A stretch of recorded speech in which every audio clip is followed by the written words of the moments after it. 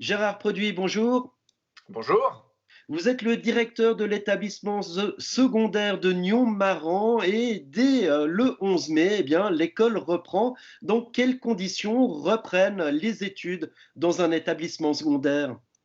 Alors, tout est mis en œuvre par l'administration, mon conseil de direction et l'équipe des enseignants pour que les conditions soient tout à fait optimales en fonction des nombreuses contraintes fixées par l'Office fédéral de la santé. Mais tout sera prêt pour que les enfants puissent venir à l'école en garantissant en fait la sécurité nécessaire.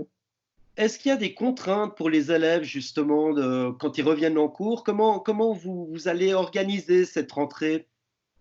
Alors, on a fixé un certain nombre de règles. Ces règles, c'est vrai que les établissements réfléchissent depuis l'annonce du 29 mai, enfin du 29 avril, pardon, à la manière dont les choses vont être reprises. Ça a été précisé également par les décisions 170 et 171 de la chef du département, Madame Cécile Marel, pour le canton de Vaud. On a un certain nombre on a un cadre qui est assez clair. Et puis dans ce cadre-là, les établissements sont chargés de mettre en œuvre. Alors, il peut y avoir des petites différences d'un établissement à l'autre. Pour ma part, pour Nyon-Maran, l'établissement a mis un certain nombre de choses en place. Les élèves, alors il y a d'abord, ça c'est valable pour tout le monde, les élèves viennent en demi-groupe. Donc en fait, il y a un groupe 1, un groupe 2, un élève des élèves qui viennent le lundi, le mercredi et le vendredi, d'autres le mardi et le jeudi. Et la semaine suivante, on inverse. Cette situation de transition, elle prévaut pour 3 semaines jusqu'au 29 mai, ce qui fait qu'il y a 12 jours. Et donc, on a fait en sorte que les deux groupes aient 6 jours chacun. Ça, c'est un premier élément. Deuxième élément, les récréations. On veut éviter au maximum les déplacements. Donc, nos élèves restent en classe pour limiter les déplacements. Donc, il y a tout un système de surveillance qui doit être mis en place. La pause de midi. La pause de midi, étant donné qu'on a des élèves de Nyon, de Prangin, ces élèves-là, on leur donne 2 périodes, c'est-à-dire à peu près 2 heures de temps, 1h55 pour être précis, en leur expliquant qu'on souhaite qu'ils rentrent chez eux. Il y a une centaine d'élèves qui sont des élèves de classe de raccordement les plus grands, qui ont entre 16 et 18 ans. Ces élèves-là viennent souvent de loin. Eux vont devoir probablement manger sur site. Donc, pour limiter la pression sur le restaurant scolaire, on fait en sorte que ceux qui peuvent rentrent chez eux. Donc, ça, c'est des aménagements. Ensuite, tous les cours au-delà de 16 heures sont supprimés momentanément pendant ces 3 semaines. Ça, c'est pour le cadre strict. Ensuite, il y a des règles pour l'utilisation de la bibliothèque, des règles pour l'utilisation de l'administration, les mêmes choses qu'on a pu voir dans les différents commerces ouverts pendant cette période. On a donc des autocollants très visibles au sol qui permettent de garder les gens à distance parce qu'il faut, voilà, il faut pouvoir rassurer tout le monde. Des solutions hydroalcooliques sont à disposition de tout un chacun. Des masques également sont à disposition, même si l'Office fédéral de la santé ne recommande pas le port du masque. On sait que ça peut avoir un effet sécurisant pour celui qui le porte, mais aussi pour les autres.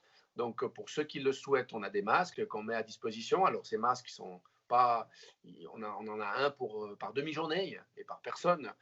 Tout le monde ne va pas le porter, parce que finalement, si la distance est respectée, il n'y a pas besoin du port du masque, que ce soit pour l'adulte, pour l'enfant. Maintenant, on sait que dans ce type de situation, il faut être à l'écoute et que les gens, s'ils souhaitent emporter, on leur fournit ce matériel. Voilà pour les principales mesures. Il y a aussi des règles un peu plus insolites, hein. Par exemple, les documents, eh ben, les enseignants ne doivent pas les toucher, c'est les élèves qui les prennent. Ça, c'est applicable. Alors, au maximum, on essaie d'avoir ce type de situation. Par exemple, en travaux manuels, les élèves feront en sorte à la fin de leur cours de désinfecter la place où ils ont travaillé. Les professeurs désinfecteront les outils. La bibliothèque, les élèves poseront les livres à un endroit, ils seront désinfectés, mis en quarantaine pendant un certain nombre de jours. On évite effectivement un maximum les contacts. C'est ce qui est nécessaire et c'est ce qui est proposé par l'Office fédéral. Alors ça, c'est pour les élèves, on va dire, hein, ces mesures. Maintenant, il reste encore la question des enseignants. Comment se passe cette rentrée pour les enseignants à Nyon-Maran? Alors, on essaie de les informer, puisqu'il faut rappeler aussi qu'au moment où je vous parle, l'Office fédéral recommande encore le télétravail. Hein, le semi-confinement est de mise. Donc, la plupart des enseignants sont à domicile, s'occupent des élèves par l'enseignement à distance. Donc, des outils tels que Skype, Zoom, Teams, enfin, tous ces outils de vidéoconférence ont été fortement sollicités durant cette période. Il y a le travail de correction, il y a le travail de préparation. Donc, les enseignants poursuivent leur travail et c'est vrai que j'écrivais hier aux enseignants qu'on réinventait maintenant pour la 3e fois de l'année l'école. C'est une réalité. On a une organisation qui a prévalu jusqu'au 13 mars, du 13 mars jusqu'au 11 mai, une 2e organisation, puis maintenant une 3e organisation. Et probablement à partir du 29 mai, encore une 4e d'autres modalités pour pouvoir fonctionner. Donc les enseignants sont très occupés et ont beaucoup de choses, notamment le suivi de tous les élèves, des élèves à besoins particuliers. Enfin, il y a un travail inconséquent qui est fourni.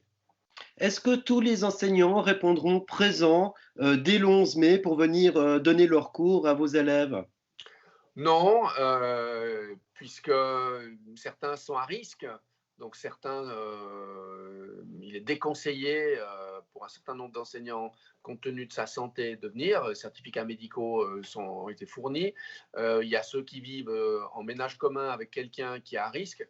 Donc on doit en fait prémunir l'enseignant de transmettre à d'autres adultes, mais aussi prémunir l'enseignant qu'il transmette à son conjoint et prémunir les élèves. Donc dans ce contexte-là, en fait, chacun a été appelé à déterminer sur sa santé, sa capacité à être présent lundi. Et pour ma part, dans l'établissement de Nyon-Maran, un certain nombre d'enseignants, ils sont une vingtaine, seront absents à la rentrée. Et donc, le travail de remplacement est assez conséquent. Voilà, ouais, ça fait à peu près 25% d'absentéisme hein, sur les 106, je crois, enseignants que vous avez.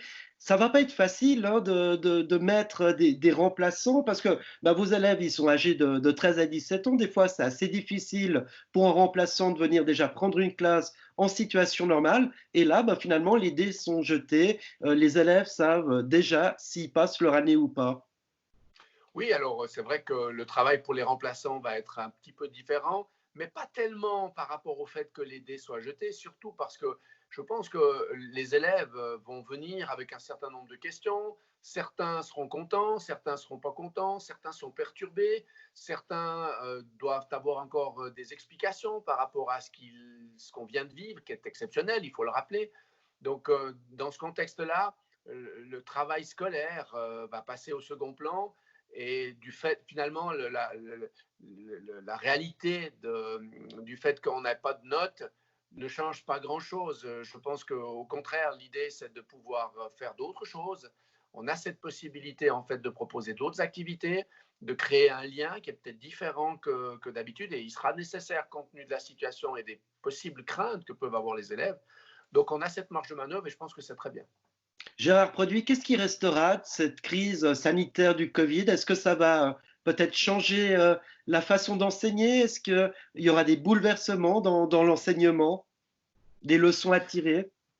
Alors, je crois surtout que par rapport à certains penseurs qui estimaient que l'école de demain serait des enseignants à la maison, des élèves à la maison et que ça se fasse par écran interposé, ben, je pense qu'on a la démonstration que ce n'est pas possible, que l'enseignant sera toujours nécessaire devant un groupe d'élèves, que la relation physique, la relation d'échange, la relation sociale, elle est absolument nécessaire. Ça fait partie des conditions cadres pour qu'on puisse apprendre dans de bonnes conditions.